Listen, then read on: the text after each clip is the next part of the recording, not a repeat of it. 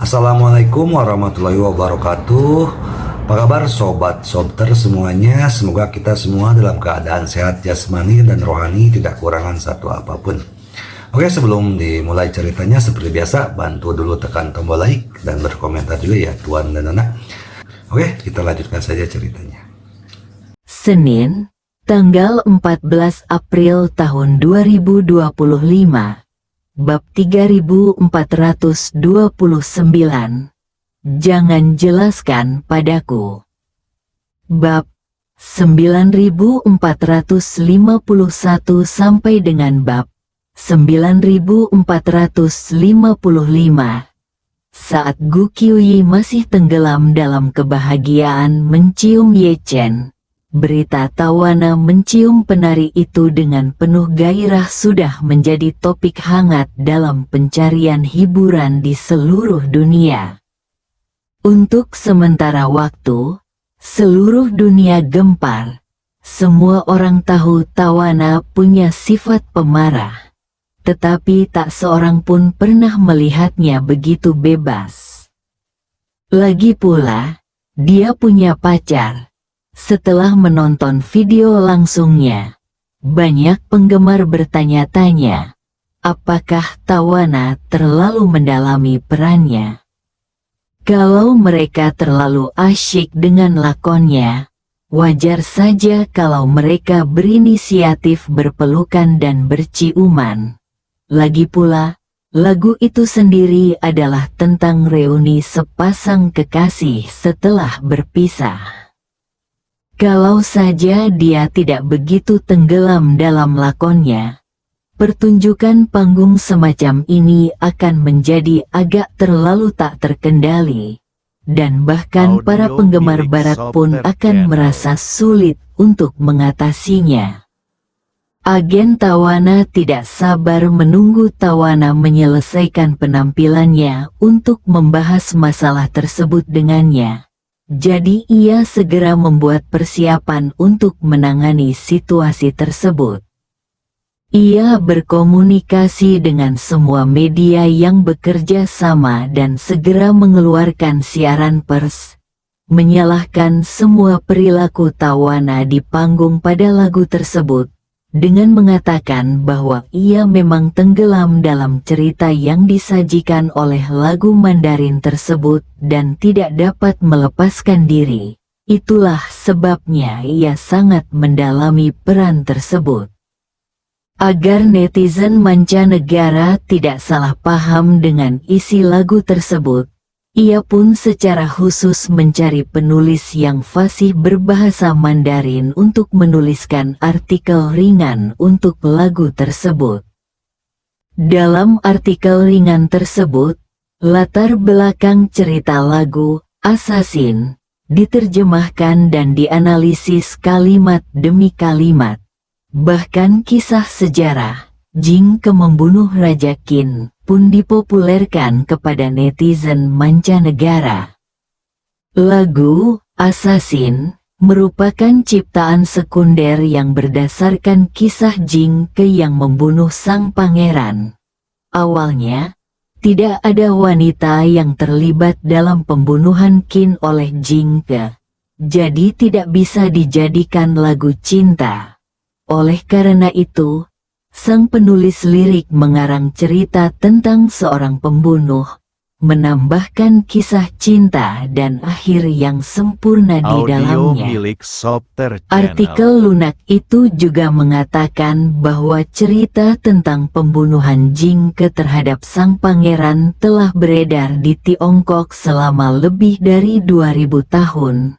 Hal ini sejalan dengan semangat kesatria yang dianjurkan oleh Tiongkok, dan kedalaman serta tingginya tidak ada bandingannya dengan cerita sejarah biasa. Ketika penggemar asing mengetahui latar belakang spesifik dan niat awal lagu tersebut, mereka akhirnya menerima perkataan bahwa dia terlalu tenggelam dalam drama. Melihat tren daring akan berbalik, agennya bertindak cepat dan mengumumkan kepada publik bahwa Assassin adalah lagu Mandarin favorit Tawana. dan alasan mengapa dia ingin menyanyikan lagu ini bersama Gu Qiuyi adalah karena dia sangat menyukainya. Setelah serangkaian rendering dan penelitian darurat ini, resolusi suara-suara mengejutkan di internet telah banyak berkurang. Terlebih lagi, masalah ini mulai berkembang ke arah yang sangat menguntungkan bagi Tawana dan Gu Qiuyi. Para penggemar mancanegara pun tak luput dari jatuh hati dengan lagu China ini. Jumlah pemutaran Assassin di luar negeri langsung melonjak, dan bahkan menduduki puncak tangga lagu pemutaran musik terpopuler di seluruh dunia. Setelah para penggemar luar negeri menyukai lagu tersebut, mereka juga memiliki kesan yang lebih baik terhadap Gu Qiuyi.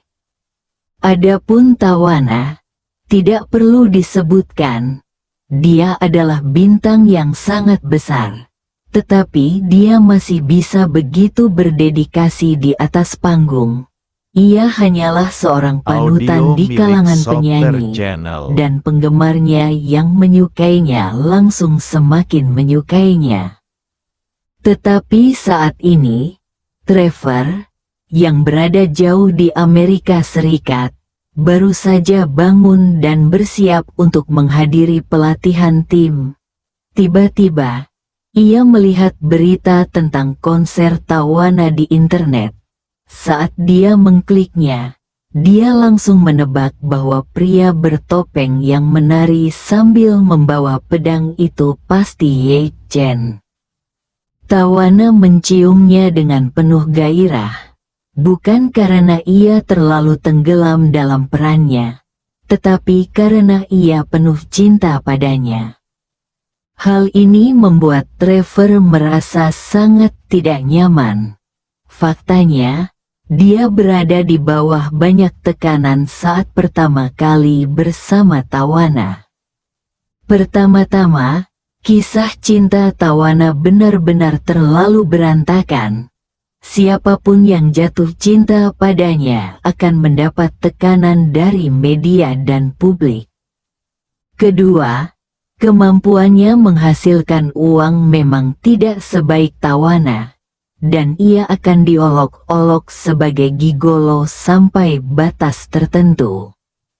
Namun karena Tawana selalu terobsesi padanya, dia menebus tekanan besarnya itu melalui perasaannya. Namun sekarang situasinya berbeda. Tawana jelas tersentuh oleh Ye Chen, dan begitu insiden ini terjadi, kesimpulannya menjadi lebih pasti. Sebelum meninggalkan China, dia telah mengetahui pikiran Tawana. Saat itu, dia berpikir, asal Tawana bisa menyimpan perasaannya terhadap Ye Chen di dalam hatinya, dan terus bersamanya dengan mantap, dia tidak akan dianggap tidak bisa menerima kenyataan. Seperti apa yang dikatakan orang Cina, jika Anda ingin menjalani kehidupan yang layak, Anda harus memiliki sesuatu yang hijau di kepala Anda.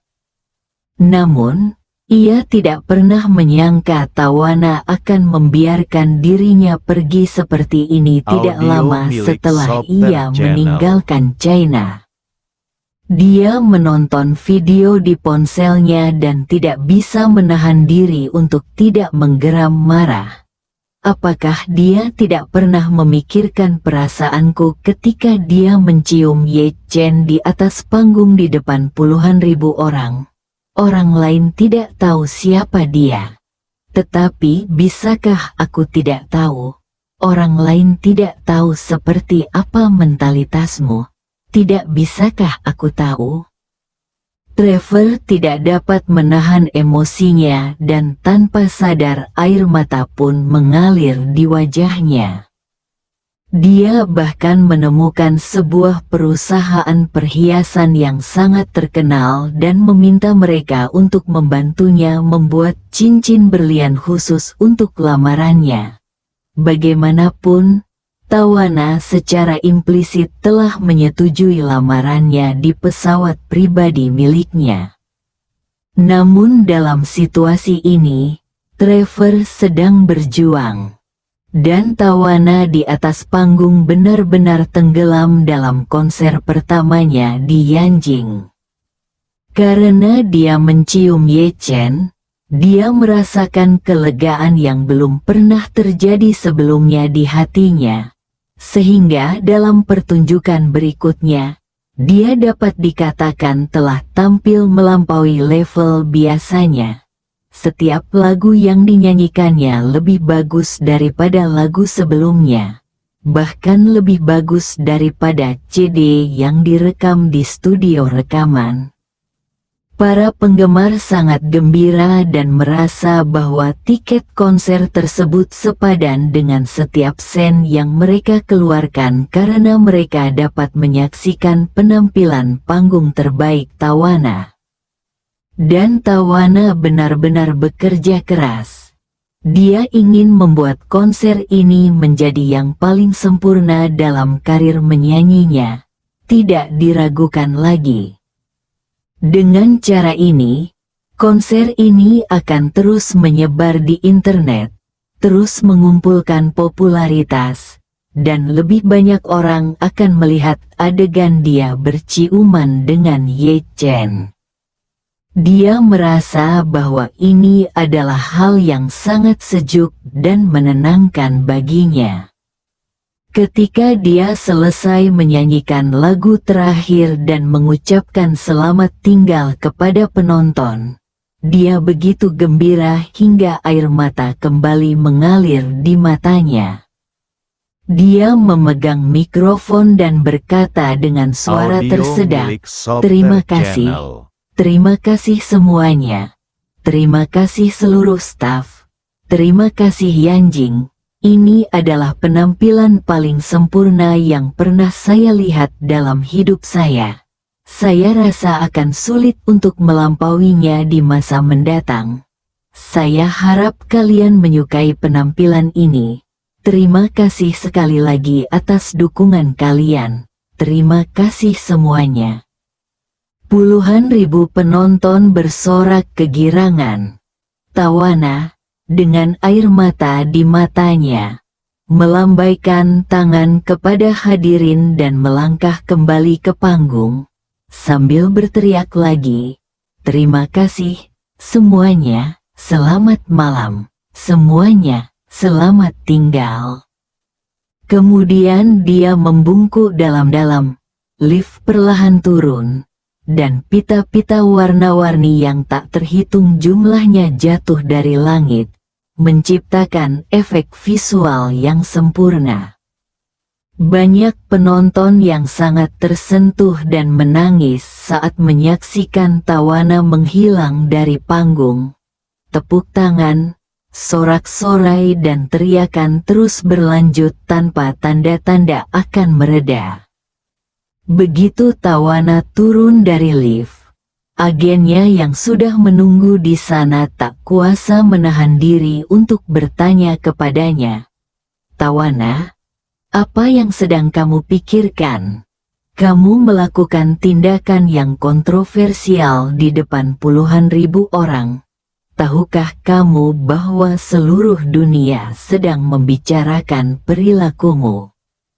Tawana tersenyum acuh tak acuh dan berkata, tidak peduli bagaimana mereka membahasnya. Jangan jelaskan itu padaku." Agen itu menatapnya dengan pandangan samar dan berkata, "Saya sudah menjelaskannya kepada Anda." Bersambung.